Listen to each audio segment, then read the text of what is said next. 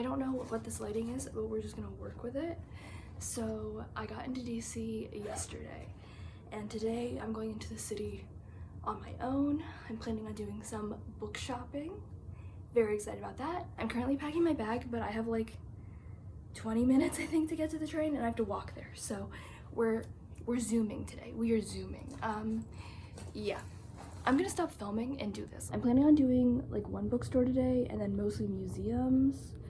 And then tonight I'm going to an event at the Natural History Museum that sounded really interesting. I will be in the city for most of the day. I'm just tying my shoes right now. So yeah, this is gonna be an adventure. It is my first time ever in any sort of city like by myself. So I'm a little nervous, but I'm also very excited.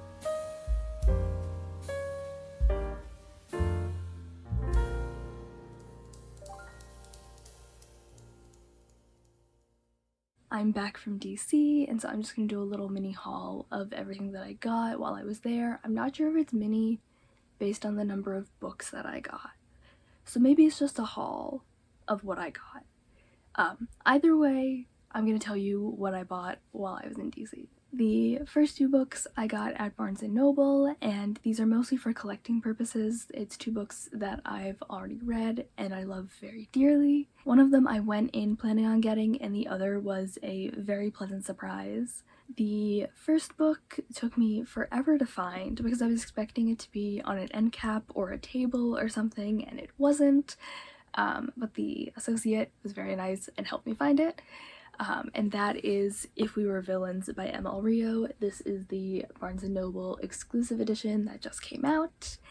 I am very happy to have this in my collection. I read If We Were Villains last year, absolutely loved it. It is a dark academia thriller mystery situation focusing on 7 theater students at an art school, and they are about as obsessed with Shakespeare as I am, so I really enjoyed that aspect of it.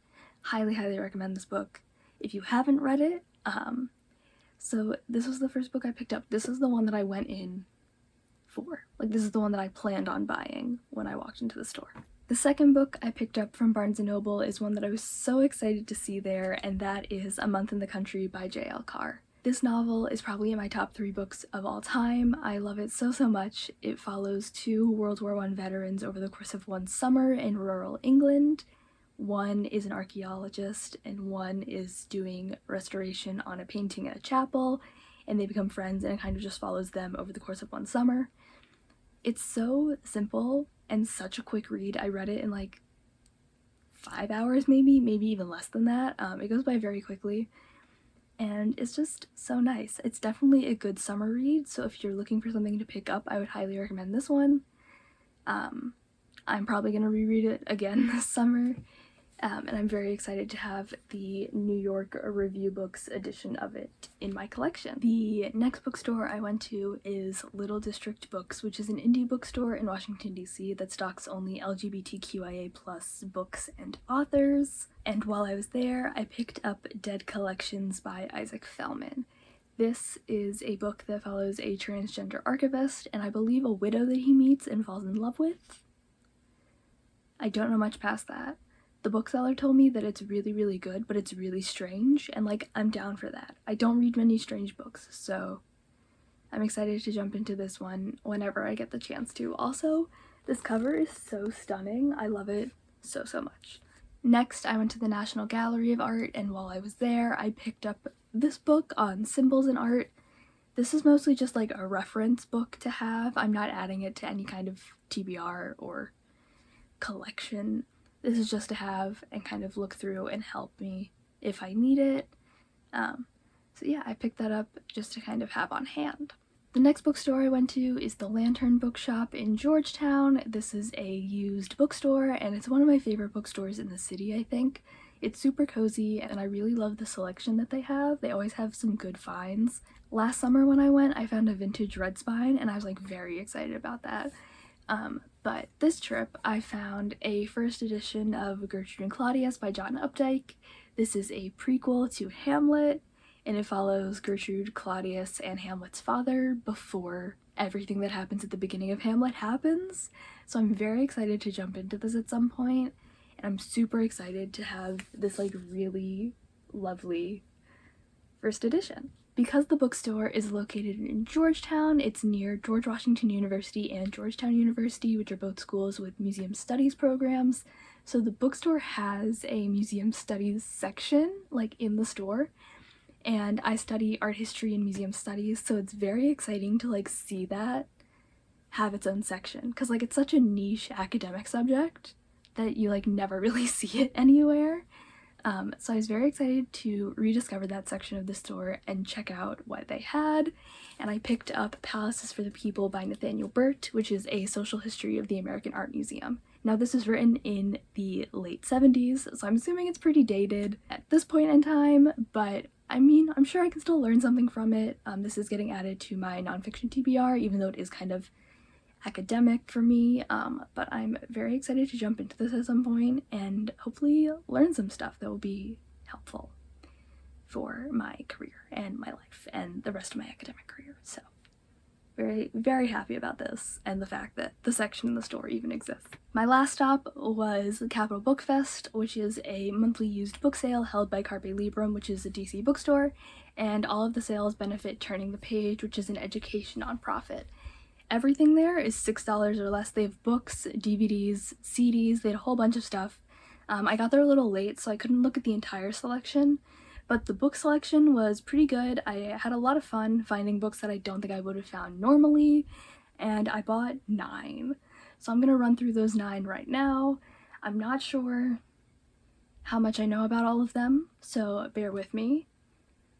But yeah, let's jump on into what I got at the Capitol Book Fest. The first book I picked up is Natural History by Carlos Fonseca. I believe this follows a museum curator who gets like an invitation of some sort from a fashion designer, and I'm very intrigued to see how this book kind of overlaps those two like worlds. I think it'll be really interesting. I'm also kind of getting Jeff Vandermeer vibes if you're familiar with his work. I don't know, something is telling me that they're going to be kind of similar topics wise, touching on like environmentalism and politics and like art and science and everything, like kind of those overlaps, and I'm very happy I discovered it because I don't think I would have found it otherwise. Yeah, so that is Natural History. The next book I picked up is Rescue by Jennifer A. Nielsen. This is a World War II historical fiction novel, I believe. I read A Night Divided by her like 2 years ago, I think, and I really enjoyed it. So I was very happy to see this, and I was very happy that I was able to pick it up and add it to my collection. The next book I picked up is The Miniaturist by Kunal Basu. I'm very excited to get to this. It's a historical fiction novel that I believe follows a family of artists, and I'm really intrigued to see how the non-Western like art market and like system of patronage plays out in this compared to the art historical canon of the Western world and how it like operated there.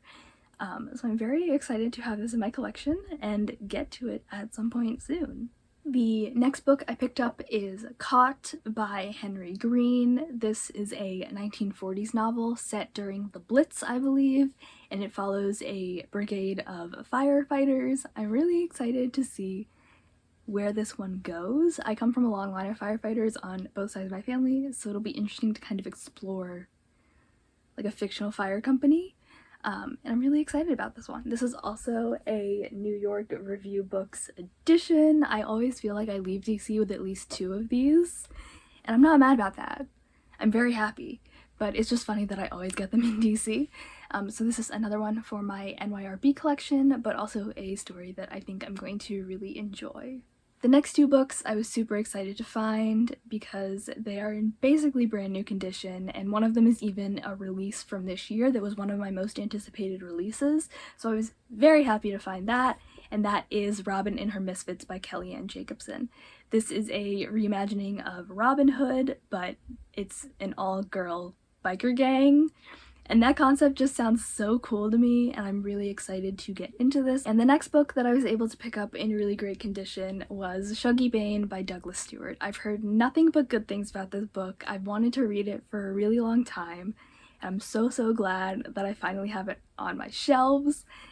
This is a historical fiction novel set in 1980 Scotland, and I am just so over the moon about finally having a copy of this book. In 2021, I did like a Zoom event, and Douglas Stuart was one of the speakers, and I just like was like, I need to read this book, and it's taken me so long to be able to get a copy, even though it's everywhere. So I'm so happy that I was able to pick this up and add it to my collection. These last 3 books are books that I'm not super familiar with, but I liked the covers or I recognized them from putting them on my TBR at like an earlier time, so I'm just gonna run through them really quickly. The first is Grief by Andrew Holleran. The next is Under the Frangipani by Mia Couto. And the last is Icelander by Dustin Long. Thank you for watching. I hope you have a wonderful day. Feel free to like, comment, or subscribe if you feel compelled to, and I will hopefully see you in the next one. Bye!